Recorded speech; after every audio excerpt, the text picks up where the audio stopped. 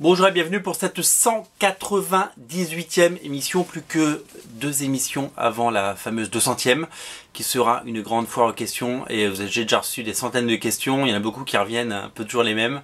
Et c'est très chouette parce qu'il y a aussi des questions auxquelles j'ai déjà répondu dans d'autres émissions ou sur Comics Place, mais c'est pas grave, on va essayer d'en sélectionner les meilleurs et d'y répondre un maximum. Voilà, c'est tout ça l'enjeu.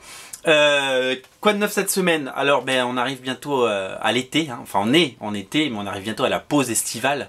On arrive bientôt à cette grande pause qui commence le 14 juillet et qui se termine fin août avec les premières sorties. Donc on a un mois, on a 5-6 semaines sans comics, donc ça va être dur. Je sais pas comment on va faire, mais on va peut-être en profiter pour prendre quelques jours de vacances. Je voulais signaler que l'écart entre les deux étagères avait été réduit. Je vais renforcer cette étagère qui maintenant ne bouge plus, ou très peu, il y a des clous partout. Voilà, elle avait besoin d'être comment dire, consolidée. Voilà, mais il y a toujours un écart à cause du sol. Mais enfin, c'est pas très intéressant, je vais parler comics. Alors, quoi de neuf cette semaine? Je voulais vous signaler des sorties chez Urban. Je voulais vous signaler notamment la sortie du tome 6 de Batman, sans faute d'orthographe sur la tranche, qui est un espèce d'album fourre-tout. Il s'appelle Passé, Présent et Futur. Et il a le bon goût de proposer plusieurs épisodes. Proposé à plusieurs époques et aussi des backups, vous savez, les histoires courtes qu'il y a à la fin des épisodes de Batman en VO. On retrouve des épisodes qui ne se suivent pas forcément, puisqu'il y a l'épisode, alors il y a les épisodes 18 à 20, puis on saute à l'épisode 34, et enfin il y a un épisode de Détective Comics, entrecoupé, comme je vous l'ai dit, de backup, d'histoires courtes. Alors pourquoi ce pot-pourri d'épisodes? En fait, c'est très simple. Aux États-Unis, il y a des grands arcs, il y a des grandes histoires racontées autour des personnages de Batman. Il y a eu la cour des hiboux, il y a eu la nuit des hiboux, il y a eu donc le retour du Joker, il y a eu également l'année 0. Et entre ces chapitres, il y a eu à la fois des one-shots, des histoires courtes pour donner de l'air à Greg Capullo, donc dessinées par des gens comme Alex Maliv, ou dessinées par des gens comme Andy Kubert. Et il y a aussi eu des histoires plus courtes. Il y a notamment les épisodes de Greg Capullo qui se suivent, qui sont le 19 et le 20, une histoire courte super, mais qui n'était pas une histoire en 6 épisodes, donc c'était pas possible de faire un album. Donc l'intelligence d'Urban et de DC a été de les compiler, et donc du coup on se retrouve avec plusieurs dessinateurs, je vous l'ai dit, Alex Maliv, Andy Kubert, Greg Capullo, avec des histoires courtes qui se lisent très bien, et tout est orchestré par bien entendu Scott Snyder, et voilà, et c'est un pur régal parce qu'on retrouve évidemment ces auteurs qu'on adore, et ce Batman toujours indémodable. Il y a également un annual, il y a également le Batman 34, pardon, dessiné par Matteo Scalera, exactement, le dessinateur de Black Science, Black Science. Et donc voilà, donc et puis il y a également une backup absolument géniale dessinée par Sean Murphy, que vous allez absolument adorer. Un épisode complet, même c'est un épisode de Detective Comics, absolument magnifique, dessiné par Sean Murphy. Bref, c'est un album complet, un album de transition, puisque vous le savez, on va avoir après un arc en anglais qui s'appelle Endgame, la fin du jeu, qui va marquer les esprits, et qui sera fait par Snyder et Capullo, et je pense qu'on va adorer. Donc voilà, donc si vous avez aimé tout ce qu'ont fait Snyder et Capullo sur le titre, eh bien je vous invite vraiment à continuer, puisque voilà, les albums, le tome 6 est disponible, le tome 7 sortira certainement plus tard dans l'année, Endgame, et puis après dans le tome 8 il y aura un tout nouveau Batman dont on reparlera, et dont nous avons déjà parlé en VO. Voilà, un album absolument indispensable, la couverture est absolument magnifique, elle est signée Greg Capullo. Pour vous situer aussi ces épisodes, ça se passe après les événements de Batman Incorporated, donc si vous avez lu le tome 8 de Batman Inc., vous savez ce qui s'est passé, et vous savez pourquoi Batman est un peu tristoun et pas forcément de très bonne humeur. Alors on continue avec alors ça c'est un événement et je suis absolument ravi que Urban nous le repropose. Alors J'aurais préféré que ça sorte sous son vrai titre, c'est-à-dire Superman Origins Secrète. C'est déjà sorti en 2 tomes chez Panini sous ce titre-là. Et Urban a préféré le jouer dans la collection Jeff Jones présente Superman, le tome 6, le dernier tome. Cette saga se termine, les épisodes de Jeff Jones se terminent avec ce tome. C'est tout simplement génial. C'est le duo de Shazam. Vous avez dû lire Shazam. Vous avez forcément lu Shazam et je vous invite à lire Shazam si ce n'est pas encore fait. Jeff Jones s'est associé à Gary Frank, avec qui ils ont également fait le Batman Terre 1, que vous avez aussi certainement déjà lu. Alors ils avaient déjà travaillé ensemble sur des épisodes de Superman, mais là ils ont décidé de raconter les origines, mais pas que, de Superman, dès la nouvelle version définitive avant le relaunch des New 52 de DC Renaissance. Et c'est un tour de force, c'est absolument magnifique. C'est magnifiquement dessiné par Gary Frank, très, très en forme. Ce dessinateur ne cesse de nous surprendre, c'est vraiment sublime. Et c'est un dessinateur qui nous propose cette relecture des origines. Alors ça a été fait plein de fois, hein, on l'a déjà dit, hein, Jeff Loeb l'a fait, Mark Waid l'a fait, Straczynski l'a fait. Raconter les origines de Superman, c'est finalement l'histoire la plus commune et la plus passionnante. C'est aussi la plus lue finalement.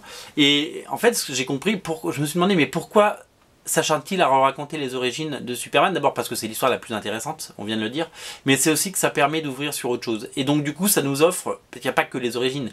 Les origines, c'est les premiers épisodes. Et après, ça ouvre vers une histoire différente.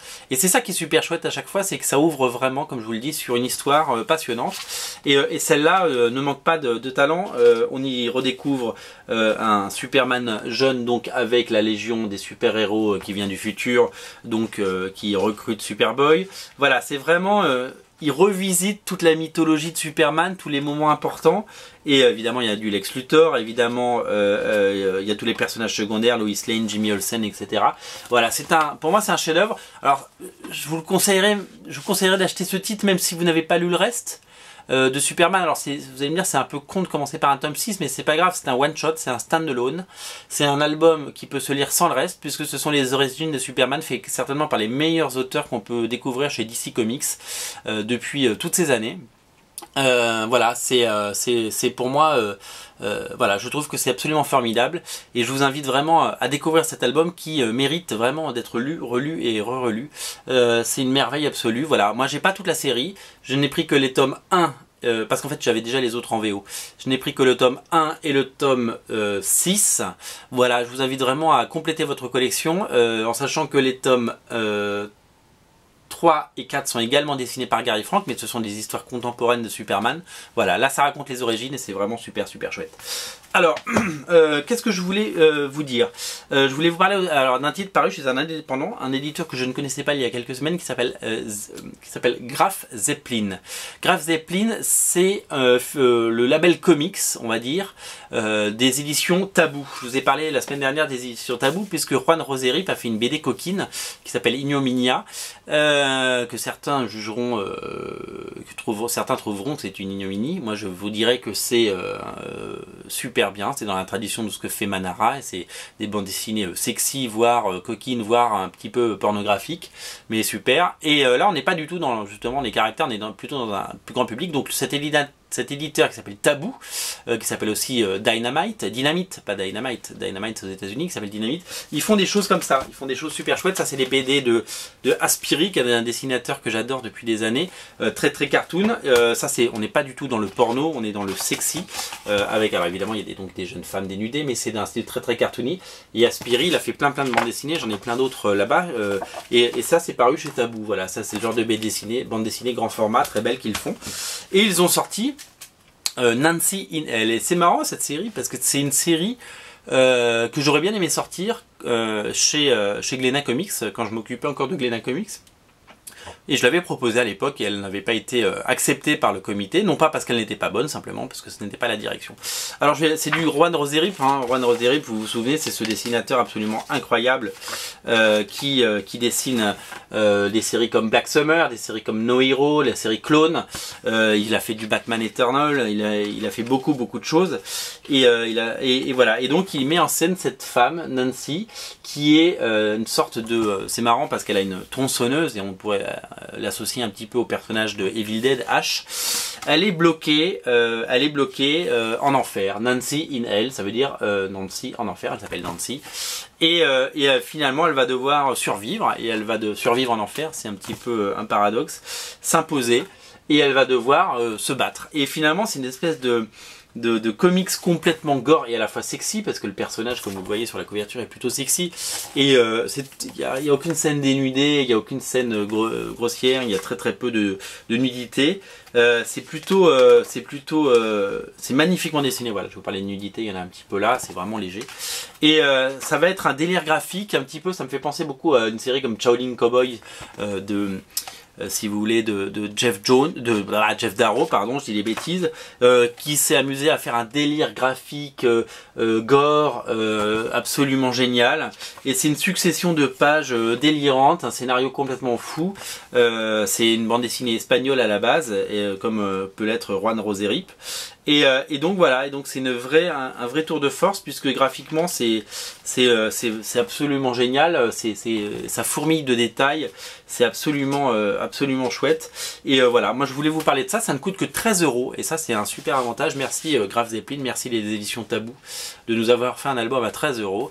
Il y a 4 épisodes, voilà, c'est le prix que devraient coûter des comics de 4 épisodes, 13 €. Et j'espère que ça va marcher, j'espère qu'ils vous en ont vendu plein, et j'espère que cette petite vidéo va les aider à en vendre encore plus. Voilà, et on ne parle pas que de Urban, Panini, Delcourt et Glénat dans cette émission, on parle aussi des petits éditeurs, et quand les petits éditeurs font des choses sympas, on en parle aussi. Nancy in Hell, c'est disponible absolument partout, messieurs, dames. Voilà. Alors, qu'est-ce que je voulais vous montrer d'autre? Je voulais vous parler de la sortie de Comic Box numéro 95 avec Thor, la nouvelle Thor. Je ne vous dirai pas qui c'est en couverture. Ça coûte 6,90 €. Je l'ai acheté dans un relais parce que j'ai pris l'avion la semaine dernière et que je voulais lire quelque chose. Je ne suis plus abonné. Ce qui veut dire que je ne prendrai plus systématiquement tous les numéros. Voilà, parce que j'en avais marre de le recevoir en retard. Voilà, si j'avais été abonné, j'aurais reçu que lundi et j'aurais pas pu le lire dans l'avion vendredi. Voilà, donc j'ai préféré l'acheter. Voilà, ça me coûte plus cher, mais je l'achète quand je veux. Voilà, c'est ça la liberté. Il y a un dossier sur Brian Michael Bendis et sa façon d'écrire, c'est très intéressant. Ça parle de Batman Beyond, la série qui revient dans les New 52 chez DC. Il y a des interviews de J.J. Jones, de Carrie Andrews, très bonne interview de Carrie Andrews, de Chip Zdarsky, le dessinateur de Sex Criminal, de Andrea Sorrentino, le dessinateur de Old Man Logan, une série qui va continuer et perdurer. Voilà, il y a le showrunner de la série Daredevil, Steven D. Knight, qui est interviewé. On retrouve toutes les chroniques habituelles, les news à la fin, toutes les news, le guide de lecture des sorties, hop, voilà.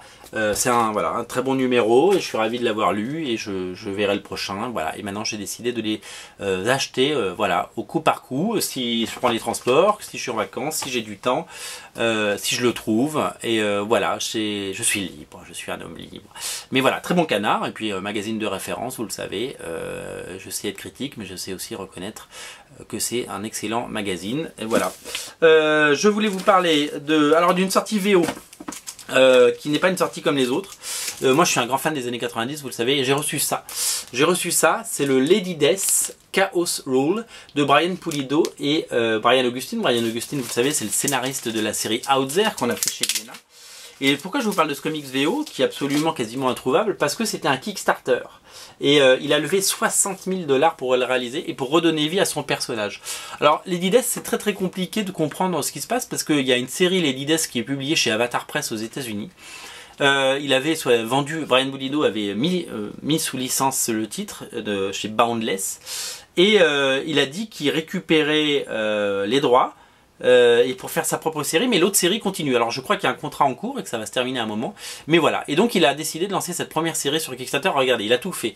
C'est sexy, c'est une bad girl, c'est le dessinateur que j'adore, c'est Paolo Pantalena qui dessine la couverture, elle est magnifique. Chromium cover, ça brille. Le dessin à l'intérieur est signé un dessinateur qui s'appelle Diraj Verma. Et évidemment, c'est du bad girl des années 90 comme on aime. Donc une Lady Death, hein, ce personnage sexy, ce rejeton de l'enfer, qui propose des histoires assez légères, c'est assez simple. Il y a même une scène un petit peu olé olé. Mais moi, je suis super fan, donc j'ai participé au truc. Je l'ai eu signé, hein, c'est signé par Brian Pulido. Vous voyez la signature.